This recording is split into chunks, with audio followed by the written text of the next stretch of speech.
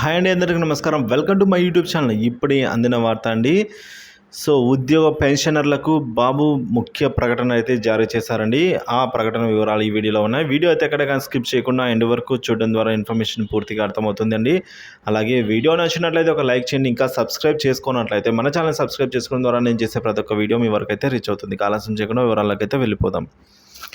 కేసుల పేరుతో తెదేపా నేతలను వేధిస్తున్నారు అని ఆ పార్టీ అధినేత చంద్రబాబు అన్నారు. రాష్ట్రంలో వైకాపా విధ్వంసం సృష్టించిందని అయితే విమర్శించారు. నాసిరకం మద్యంతో ప్రజల ఆరోగ్యాన్ని నాశనం చేస్తుందని అయితే మండిపడ్డారు.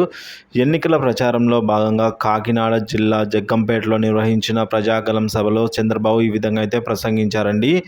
చిన్న టీ కొట్టులోనూ ఆన్లైన్ పేమెంట్ చేస్తూ ఉంటే మద్యం దుకాణాల్లో ఎందుకు పెట్టలేదంటే నిలదీశారు. మద్యం నిషేధం చేశాకే ఓటు అడుగుతానన్న సీఎం జగన్ అడిగిన మాట నిలబెట్టుకున్నారా అని కూడా ప్రశ్నించారు. సిపిఎస్ రద్దు చేస్తా అన్నారు, చేశారా? లేదు.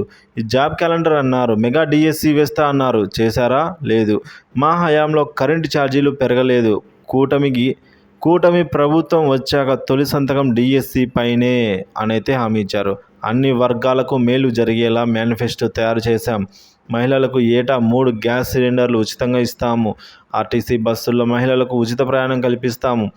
రైతులను రాజుగా చేసే బాధ్యత నాది అనైతే బాబు అన్నారు. మేము అధికారంలోకి వచ్చాక ఇంటింటికి వచ్చి 4,000 రూపాయల పెన్షన్ ఇస్తాము.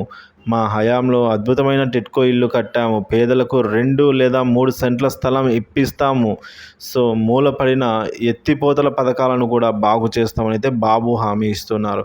ఇక ప్రభుత్వ ఆసుపత్రుల్లో మెరుగైన వైద్య సేవలను అందిస్తాము.